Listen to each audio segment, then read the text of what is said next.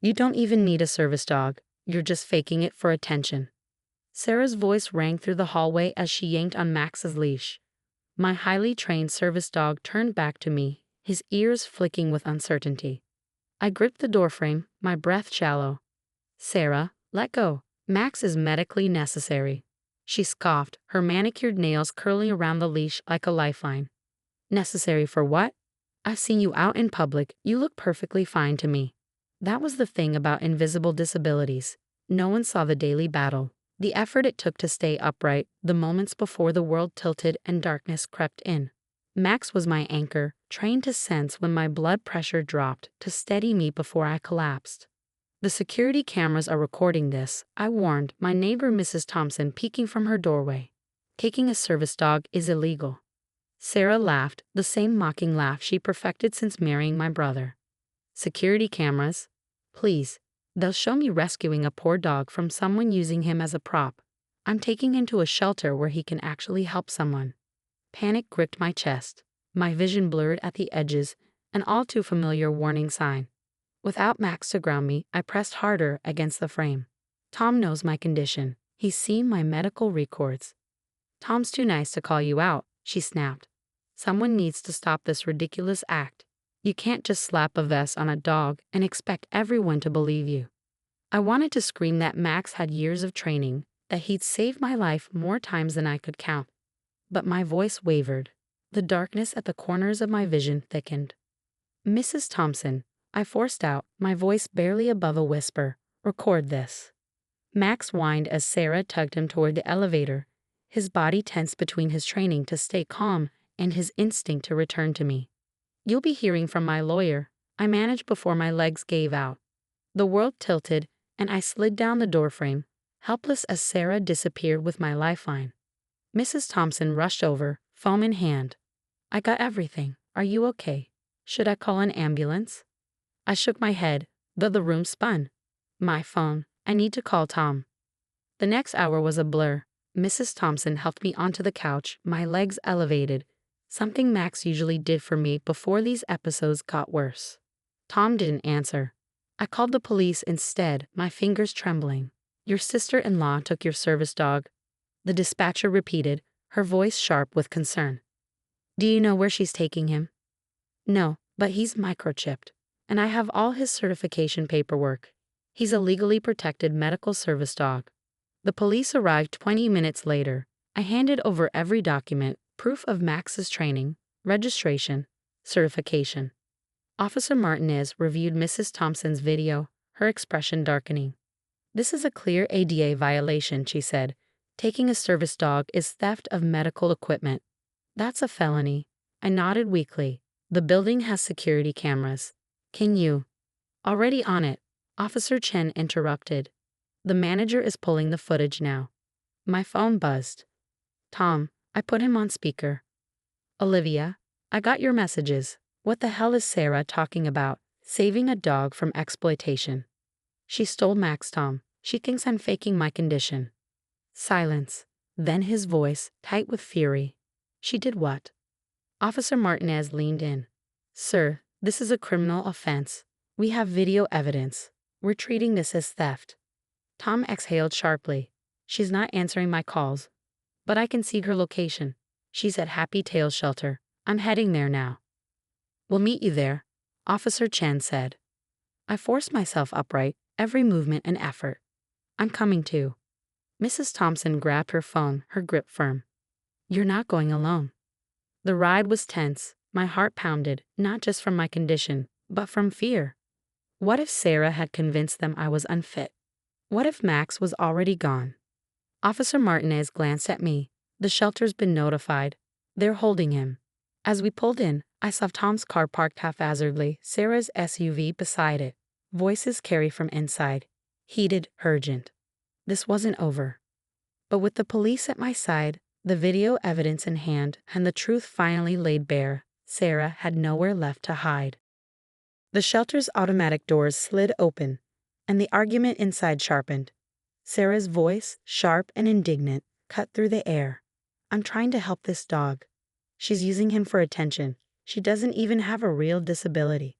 Flanked by Officers Martinez and Chen, I stepped inside with Mrs. Thompson right behind me.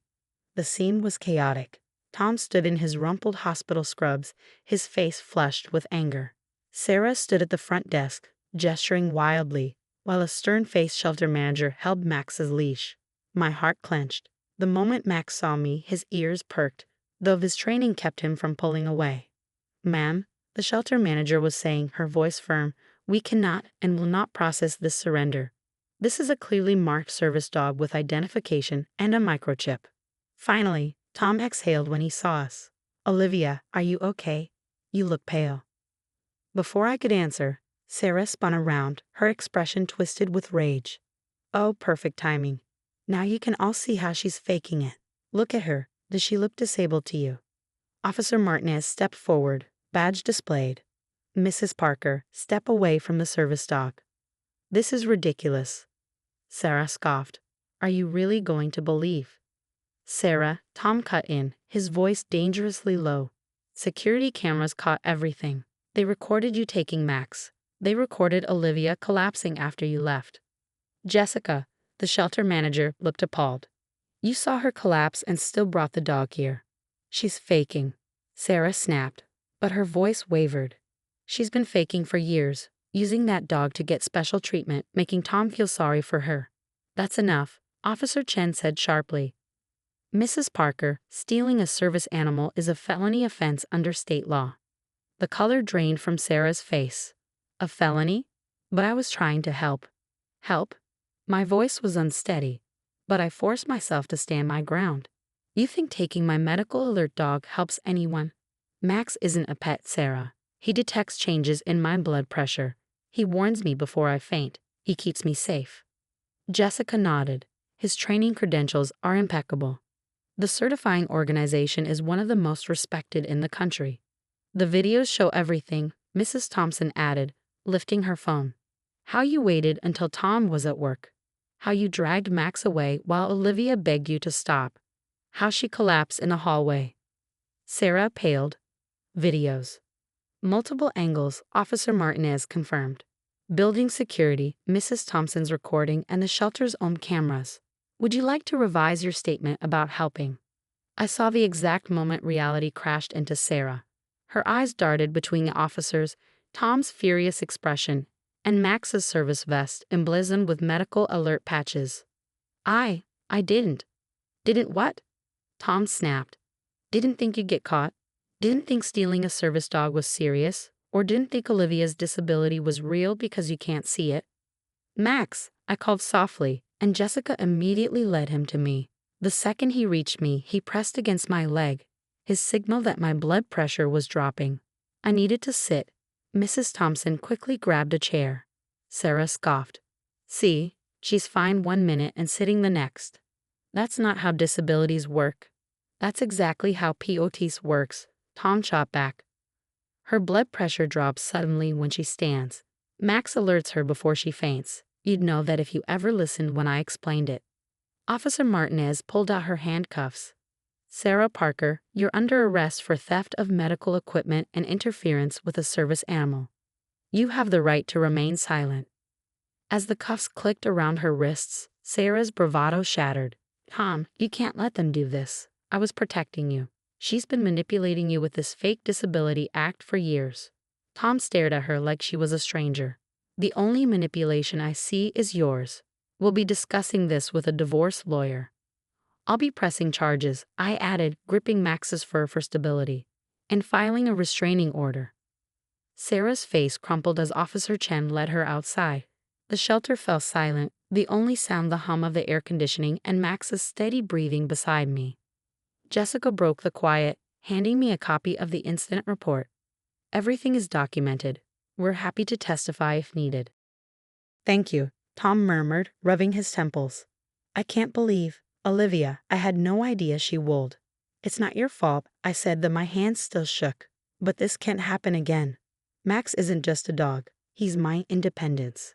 Mrs. Thompson, still clutching her phone, gave me a reassuring nod. "Don't worry, dear. Between the security footage and what I recorded, she won't be able to claim she was helping anyone." As we left the shelter, Max staying close where he belonged, relief wore with exhaustion. I had him back, But at what cost? My relationship with my brother would never be the same. But when I looked at Tom, all I saw was regret and a promise to make things right. "Let's get you home," he said gently. "I'll follow to make sure you get there safely." The adrenaline was fading, my body growing heavy with fatigue. But Max was with me. He would alert me when I needed to rest. He would keep me steady. Sarah had tried to paint me as a fraud, but all she had done was prove exactly why I needed Max in my life. The weeks following Sarah's arrest were filled with unexpected changes. The district attorney's office reached out about pressing charges, sending over a thick stack of paperwork that laid out the gravity of her actions. Taking a service animal is legally classified as interference with medical equipment, my lawyer explained, and the security footage of you collapsing after she took Max significantly strengthens the case. Sitting in her office, Max steady by my side, I skimmed the documents. Sarah was facing multiple felony charges, service animal theft, medical interference, and willful endangerment of a disabled person. The evidence against her was overwhelming. Building security footage, Mrs. Thompson's videos, the shelter's documentation, and Sarah's unrecorded admissions. Tom called me every day, his voice thick with guilt. "The divorce papers are filed," he told me one evening. Sarah's parents tried defending her, saying she was just being protective. Then I showed them the video of you collapsing. They stopped making excuses. The criminal case moved quickly. Overwhelmed by the evidence, Sarah's lawyer negotiated a plea deal. No jail time but steep fines, mandatory community service at a disability advocacy center, and a permanent restraining order keeping her away from me and Max. On sentencing day, I sat in the courtroom with Max at my feet and Tom beside me. Sarah looked nothing like the woman who had once dragged my service dog away. Her designer wardrobe replaced with a modest suit, her usual confidence hollowed out. "Would you like to make a statement?" the judge asked me. I rose carefully, one hand on Max for balance. "Invisible disabilities are still disabilities," I said, my voice steady. "Max isn't just a dog. He's my medical alert system, my independence, my safety net.